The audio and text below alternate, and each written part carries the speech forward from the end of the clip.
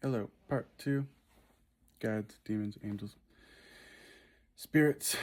So, Happy New Year, Merry Christmas.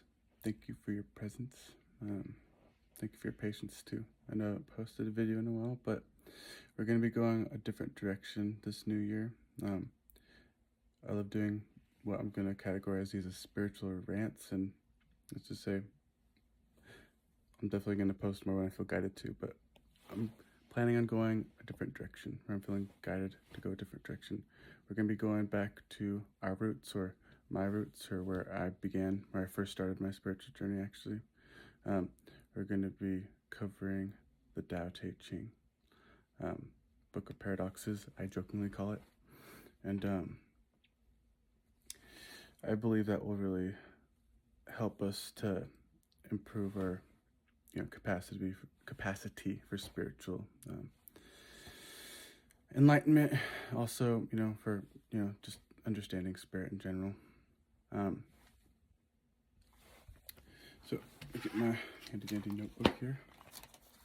Yes, it's a blues reference. All right, so we talked a lot about demons last time. Let's talk about guides. We pretty much already know what angels are, right? They're messengers. They come in a variety of different forms. They all have different tasks. There are many beings out there in the universe, that are helping its evolution, should we say, and experiencing it in its amazing and infinite creativity, right? So the first thing we should touch on is guidance, spiritual guidance, right? So I'm a strong believer of this. I've said it before, and this pretty much says it all. God dwells within each of us and blossoms through us and all around us, right? And that can look like a bunch of different things. That's essentially just trying to touch on the idea that spirit is everywhere all the time. It's everything. It's everyone. To what degree is usually the conversation that we'll have when it comes to spiritual guidance. Like some people, like we've talked about in the previous videos, will receive guidance in a variety of ways: images, pictures, sounds, shown things, talk to. Like there's a variety of ways that our spirits are guided.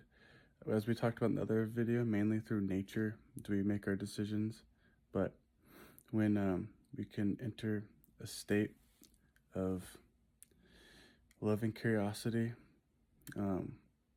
rather than trying to like make things certain ways or force things in a certain way, we're listening. We're actually able to listen better. It's like it's hard to talk and listen at the same time, right?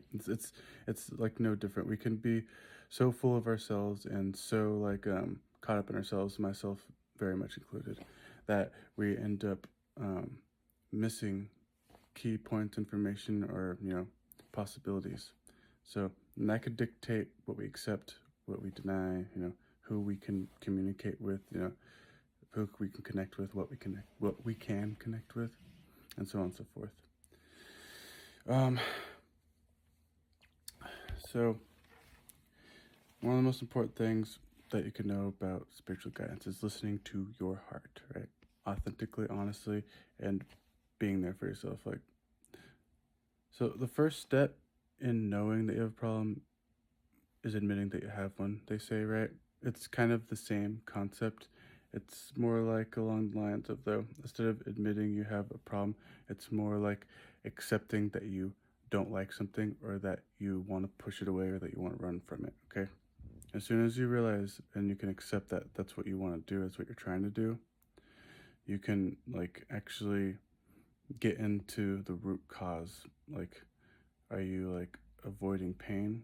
Are you avoiding like confronting a truth that's embarrassing? Like, it's all about taking the time to love yourself, to really appreciate it. Like, I can have a negative emotion, right, that we would just say would be characterized as in my opinion, like, I shouldn't be mad at this. That's a perfect example. We feel like we shouldn't be mad at something, you know.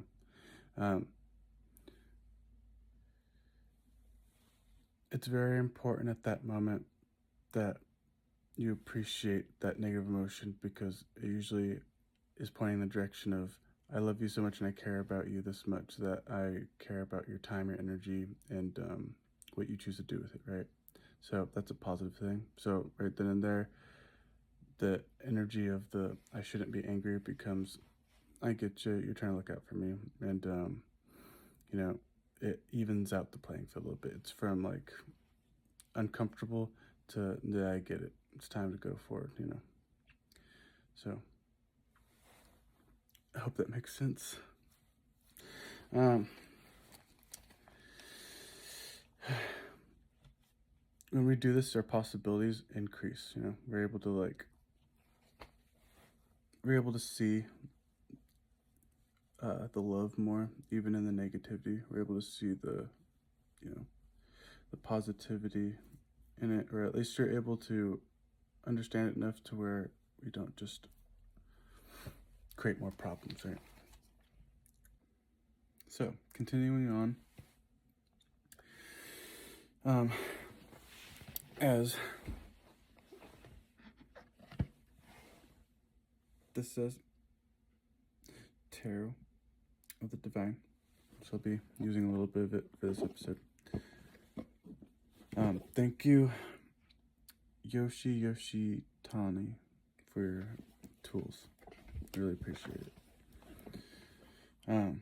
Very pretty, very beautiful, and very enlightening. In the back it says something that I thought was very important. The path to enlightenment is unique for each of us, right? But many of these lessons we learn are shared stories passed among cultures and generations.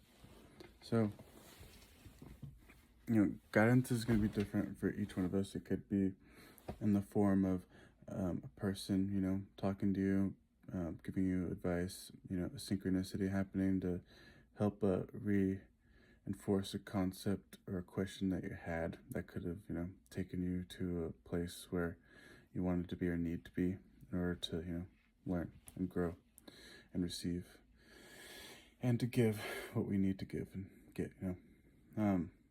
So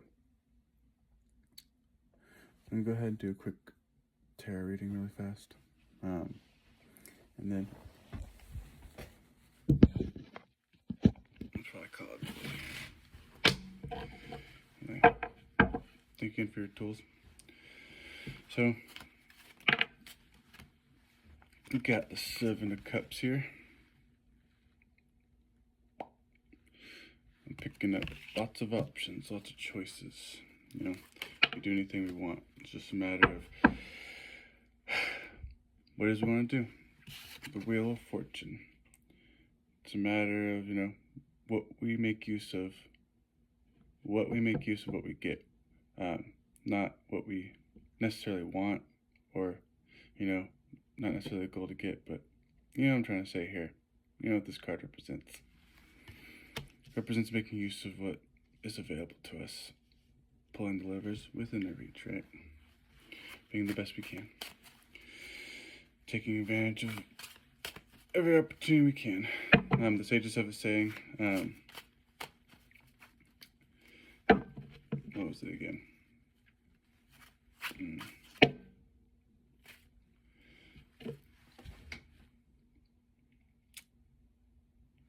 What was I saying? I was on the tip of my tongue and I forgot already. Sorry about that.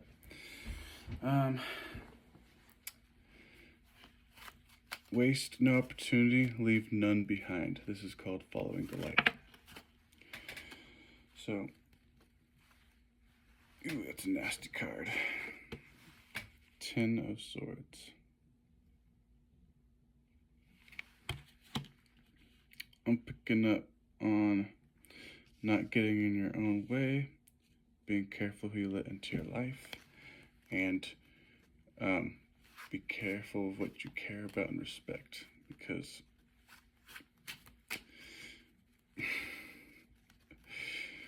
what goes around comes around. Let's tell you that.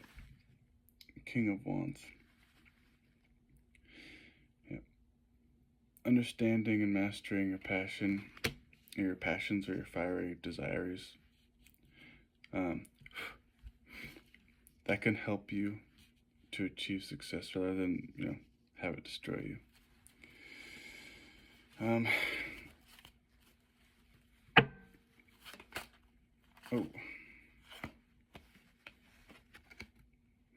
the King of Cups.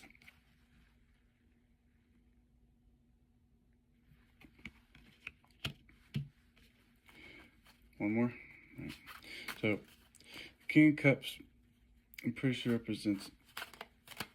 It's been a while since I've done tarot, but I'm picking up that it's the magic within each of us, the ability to face what we need to face.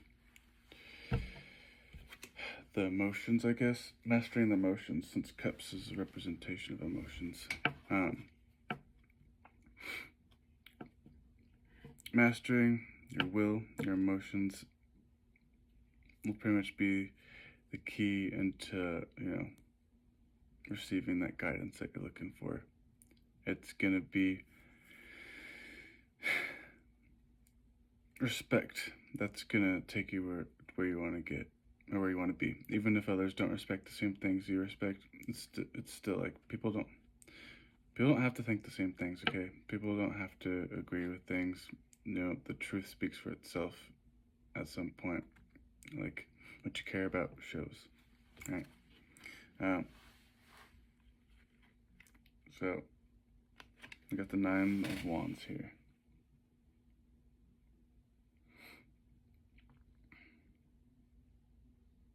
Getting the representation that it feels like, oh no.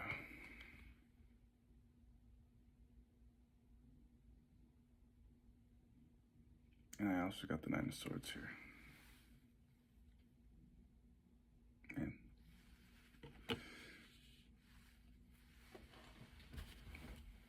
Alright, let's do one more off top. And I got 2 of Coins here.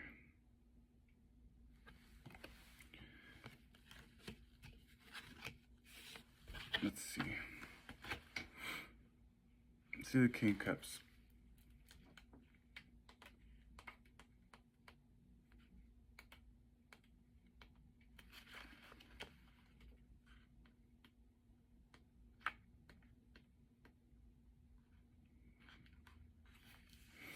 So, King of Cups, let's do this one right here.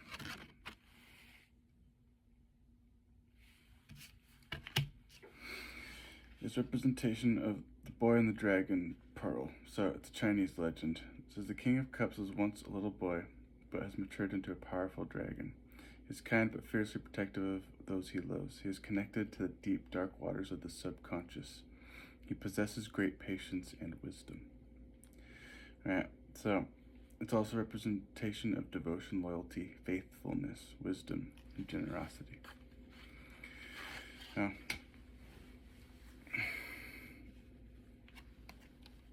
once again, King of Cups. Alright, we're going to do 7 of Cups now.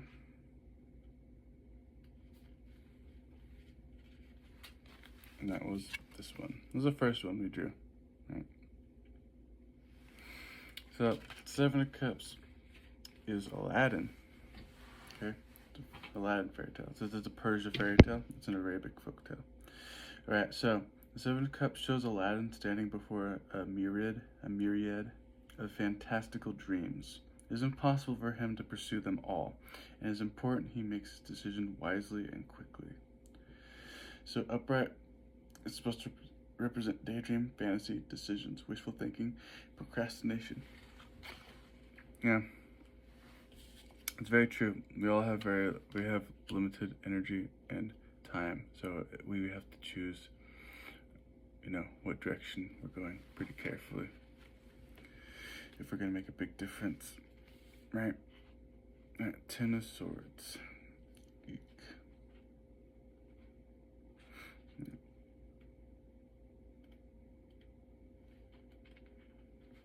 So the 10 of Swords one was this raunchy looking one, where people got harpoon fingers cut off.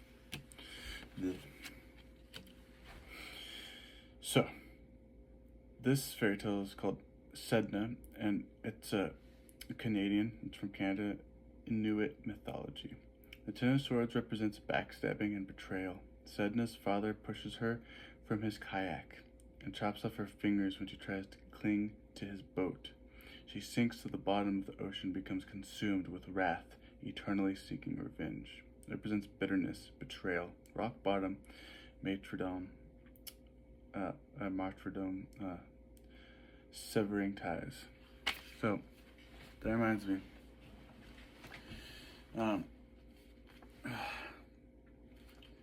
If we don't take like responsibility and like for our own awareness, for our own consciousness, and like see things for ourselves, right? People aren't going to want to guide you. You know, Spirit's not going to want to guide you if you can't own up to your own choices. Like, even if you do listen to somebody, you chose to listen. Even if you do, you know, it was your choice. Just know, no matter what you come in contact with, no matter what, you know, you tune into, this is your life, this is your decision, you're making your own choices. Sometimes we gotta stand and fight. Sometimes we gotta decide that this ain't right? Okay, and those times are pretty difficult sometimes. All right, let's do King of Wands. Like that.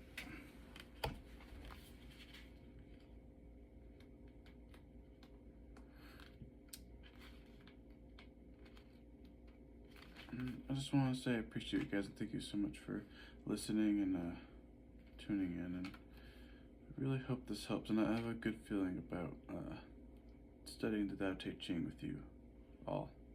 I think it's going to bring a lot of good. Okay.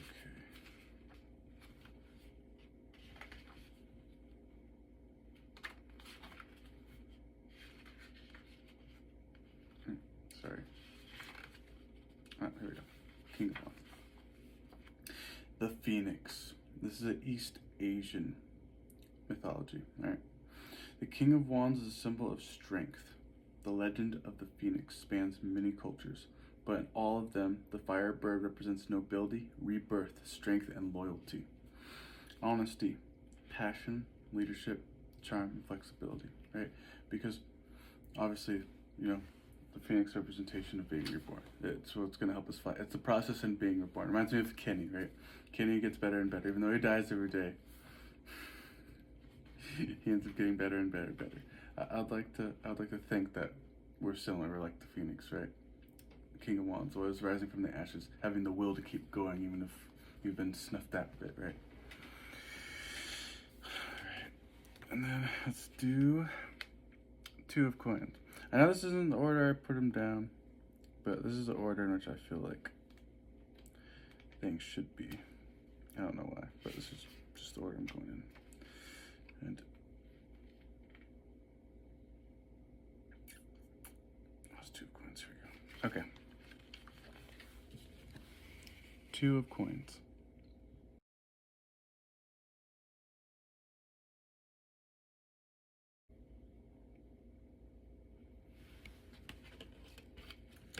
All right.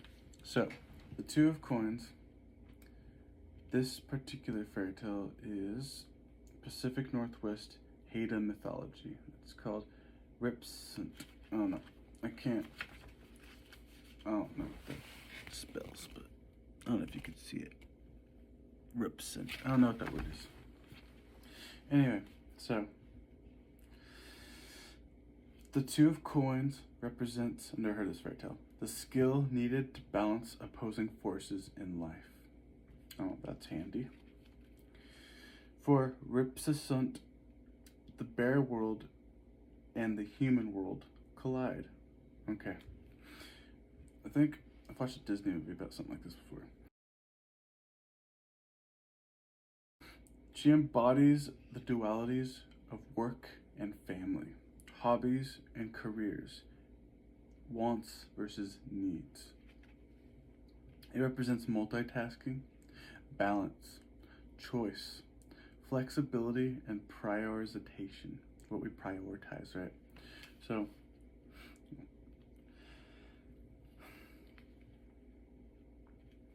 I don't think I can add very much to that. Yeah. On to the next one. The Wheel of Fortune. I forgot what fairy tale this was, but I think I remember it being akin to Loki. Alright, it's called Anansi, Ghana, a Khan mythology. The Wheel of Fortune is endlessly turning, spun by a trickster god. What was once luck is now misfortune. What was hopeless is now joyous. These acts may seem random, but all fates are a part of an interconnected web of repercussions. So, Wheel of Fortune. It represents fortune, an unexpected windfall, karma, destiny, cycles. So, once again, our ability to freaking, make use like that of what we got. The Tao Te Ching has a saying about something similar like this. Good fortune is what bad fortune. Good fortune is what bad fortune hides in, and bad fortune is what good fortune leans on. And so, it's kind of like a saying that kind of fits that bill, right? Just a matter of taking advantage of the situation to the best of our ability, I suppose. I'm not saying be selfish, okay? Alright, so next card is... Yeah, let's do this one. 9 of Wands. Alright.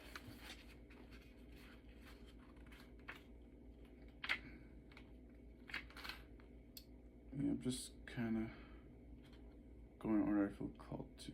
I could have just made it easier on myself and done them in order, but or in by their category. But, all right, so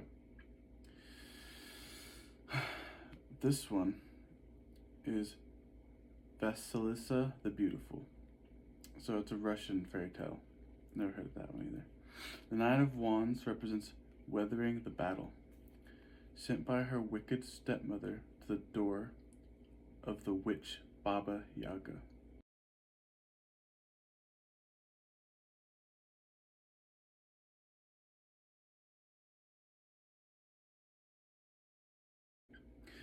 Vasilisa, Vasilisa, not sure how to pronounce it, the beautiful stays resilient. She endures Baba Yaga's impossible trials. She is wary and cautious, but also hopeful. Alright, so it represents fatigue, persistence, gathering, strength, wounds, and resilience. So, going down a little bit of negative, or playing a little bit of a dark note here. Everything, we're all gonna die, right? We're all gonna die. Everything eventually wears it. It's all eventually gonna go. But when we have, when we reinforce ourselves with compassion, understanding, love, it all means something. It's all worth it. We're not just here for a read through. We're not just gonna freaking, this isn't for nothing. This all is very important. It means a lot. That's the most I got out of that card, just as a reminder. And you guys, Baba Yaga is supposed to be a witch, like they described that. Pretty much, God allows to enter people's lives to cause problems and mayhem, and will end up making you either stronger and better and assisting the protagonist in their life, or it'll weed out and root out all the negative, let's just say, entities and people within us and around us, and either way. But that reminds me, if you guys ever heard of, just because we're on the topic of guides and spirits and stuff, if you guys have ever heard of, what's it called? I lost it as soon as I was going to say it. King James, yeah, the book of King James, one of his books talks about spirits and God, stuff like that. One of the things he says that really resonated with me is that despite, evildoers, sorcerers, witches, or whatever, and negative entities, from affecting your life, God will ultimately uses them to the benefit of goodness, to the way it eventually serves God. It eventually serves the righteous. We just have to have the fortitude and the mentality to move forward, with that conviction of love. And when we have that, it's the strongest force, right? It is like we don't do anything except out of like love, pretty much. Like love runs the world, one way or another. And yeah, hate is the other side of that. But if you're talking to me about it, it's just another form of love. Is the lesser, more negative aspect of it. It has its own unique, qualities that could help us, but very destructive sometimes. And same for the love, too much loving compassion. Like it's very necessary and it's very powerful, but it can be enabling and also cause an overgrowth of bad situations. So balance. All right.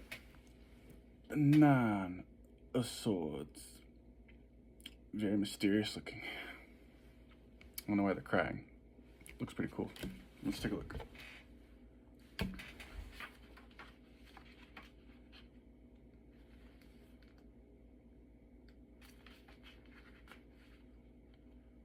Here we go. All right. So, the Nine of Swords is a representation of Oedipus, Greece. It's a Greek mythological story. The Nine of Swords represents decision-making controlled by anxiety. The oracle at Delphi warns the king that his son, Oedipus will one day kill him, had he not let his fears control and raised his son in love instead of hate. The king's eventual death could have been avoided. So essentially, then, what I'm getting from this is that,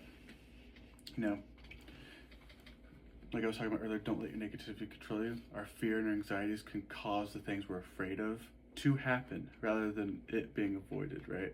So, yeah, I really like this deck. These stories, they hold a lot of meaning and they have a lot of spiritual value to them. So thank you again. I really appreciate it. I really appreciate you listening and sticking and tuning in. And I just want to say, hope best for you guys. I pray that the Holy Spirit, your higher selves, your spiritual guides, make themselves available to you, show themselves to you so that you can bring out the best in yourself and in other people and assist yourself and others in their spiritual journey. Thank you. You have a wonderful evening, morning, afternoon, wherever you're from. And we'll be back. Thank you.